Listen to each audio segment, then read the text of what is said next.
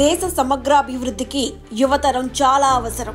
నేటి జీవనశైలి ప్రభావ పుణ్యమో ఏమో, ఓ పక్క జనాభాలో భారతదేశం చైనాను అధిగమిస్తుంటే రాబోయే కాలంలో యువతరంపై తీవ్ర ప్రభావం పడుతుందంటున్నారు. 2 దశాబ్దాల తర్వాత వృద్ధ జనాభానే ఎక్కువగా ఉంటుందని గణాంకాలు చెబుతున్నాయి. ఇదే ఇప్పుడు భారత్ తో పాటు ప్రపంచ వ్యాప్తంగా పెద్ద సవాల్గా మారడంతో యువశక్తిని జాతీయ శక్తిగా తీర్చిదిద్దేందుకు ఒక బృహత్ ప్రయత్నం మొదలైంది. నిజానికి యువత దేశానికి వరమా శాపమా?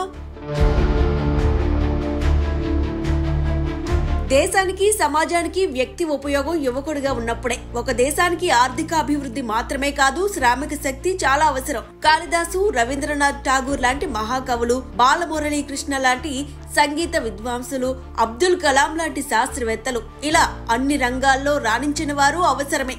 ఈ స్ఫూర్తితో యువతరం దేశ ప్రగతికి పాటుపడాలి. మనిషి తన జీవితంలో ఏదైనా సాధించాలన్నా 25 నుంచి 30 సంవత్సరాల వయసు కీలకమైంది. అయితే ఇప్పుడున్న సమాజపు అలవాట్లతో తక్కువ వయసులోనే మాదక ద్రవ్యాలకు లోను కావడం, లైంగిక వాంఛ, విలాసాల కోసం అనైతిక పద్ధతుల్లోకి నెట్టబడుతోంది. దీనికి తోడు ప్రపంచ దేశాల మధ్య ఆధిపత్య పోరు, ఆహార కొరత, ఆకలి చావులు వంటివి తోడవుతున్నాయి. దేశానికి యువతే పట్టుకొమ్మలని, వారు సంకల్ప బలంతో ఏదైనా సాధించగలరని స్వామి వివేకానంద ఎన్నో ప్రసంగాలు చేసినప్పటికీ ఫలితం ఎక్కడా కనబడదు. వర్తమాన భవిష్యత్ కాలానికి వారధిగా నిలిచిన వివేకానందుడు విధానాలు నేటి యువకులకు ఎంత మేర స్ఫూర్తిదాయకంగా ఉంది. ప్రపంచంలోని ఏ దేశానికి లేని యువశక్తి కేవలం భారతదేశానికే ఉంది. కానీ ఆ వరమే మనకు ఇప్పుడు శాపంగా మారబోతోందని మేధావి వర్గం చెబుతోంది.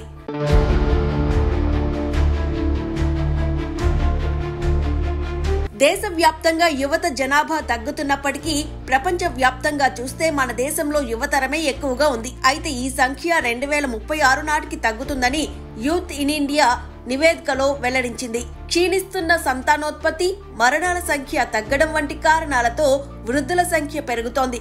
అధిక యువశక్తితో భారత్, చైనా లాంటి దేశాలు దూసుకుపోతున్నా అదే జనాభా మున్ముందు భారంగా మారుతోందంటున్నారు. క్రమంగా కాలంతో పాటు వయస్సు కూడా పెరుగుతూ ఉండడంతో ప్రస్తుతం అధిక యువతను కలిగిన దేశాలు కొన్నేళ్ల తర్వాత అధికంగా వృద్ధులు ఉన్న జనాభా ఉన్న దేశాలుగా మారుతాయంటున్నారు. ఈ శతాబ్దం చివరి నాటికి వృద్ధ భారత్ గా మారనుందని ఐక్యరాజ్య సమితి తాజా నివేదిక హెచ్చరిస్తోంది.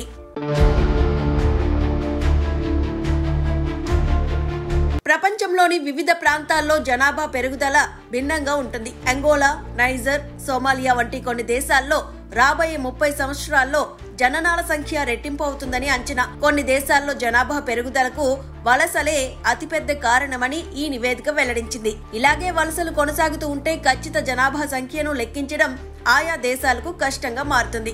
దీనికి అనుగుణంగా 2-3 ఏళ్లుగా వాయిదా పడుతూ వస్తున్న జనగణన ప్రక్రియను చేపట్టాలని కేంద్ర ప్రభుత్వం భావిస్తోంది. గత 2011-2024 మధ్య కాలంలో సగటు వార్షిక వృద్ధి రేటు క్షీణించింది. మరీ ముఖ్యంగా దక్షిణాదిలోని తమిళనాడు, ఏపీ, తెలంగాణ రాష్ట్రాల్లో వృద్ధి రేటు చాలా తక్కువగా ఉన్నట్టు నివేదికలు తెలుపుతున్నాయి. అదే సమయంలో ఉత్తరాదిలోని యూపీ, బీహార్ రాష్ట్రాల జనాభా వృద్ధి రేటు గణనీయంగా పెరిగింది. దీంతో ఆయా రాష్ట్రాలు చర్యలు చేపడుతున్నాయి. వాస్తవానికి కోవిడ్ తర్వాత ఇతర వయసుల కంటే యువతని ఎక్కువగా బాధ పెట్టిన విధానం ఏర్పడింది. 15 నుంచి 20 సంవత్సరాల మధ్య వయసు వారికి అనేక సవాళ్లను మహమ్మారి మరింత దిగజార్చింది.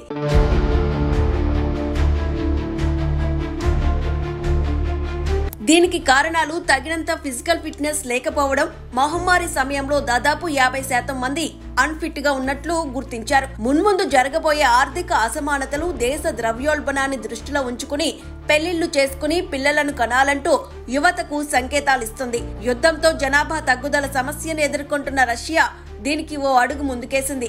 ప్రత్యేకంగా శృంగార మంత్రిత్వ శాఖను ఏర్పాటు చేసింది. ఉక్రెయిన్ తో యుద్ధం ఫలితంగా జనాభా భారీగా పడిపోవడంతో జనసంఖ్యను పెంచేందుకు ప్రత్యేక చర్యలు తీసుకోవాలని అధ్యక్షుడు పుతిన్ ప్రత్యేక ఆదేశాలిచ్చారు. ఇందుకు పెళ్లైన జంటలు ఏకాంతంగా గడిపేలా ప్రోత్సహిస్తుంది. రాత్రి 10 నుంచి 2 గంటల వరకు ఇంట్లో లైట్లు, ఇంటర్నెట్ బంద్ చేయాలి. ఇంట్లో ఉండే మహిళలకు జీతంతో పాటు కొత్త జంటలకు ఫస్ట్ నైట్ కు హోటల్ ఖర్చుల కోసం ప్రత్యేకంగా డబ్బు ఇవ్వాలని ఆదేశించింది. ఇక పని ప్రదేశాల్లో లంచ్, కాఫీ బ్రేక్లు సంతానోత్పత్తి బ్రేకులుగా వాడుకోవాలని ఆసక్తికర ప్రతిపాదనలు చేసింది అక్కడ ప్రభుత్వం.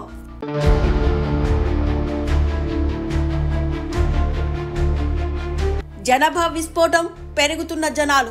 కొన్నాళ్ల కిందటి దాకా ప్రపంచాన్ని భయపెట్టిన పదాలివి. గతంలో 65 ఏళ్లు పైబడిన వారి కంటే 5 ఏళ్లలోపు వయసున్న వారి సంఖ్యే ఎక్కువ.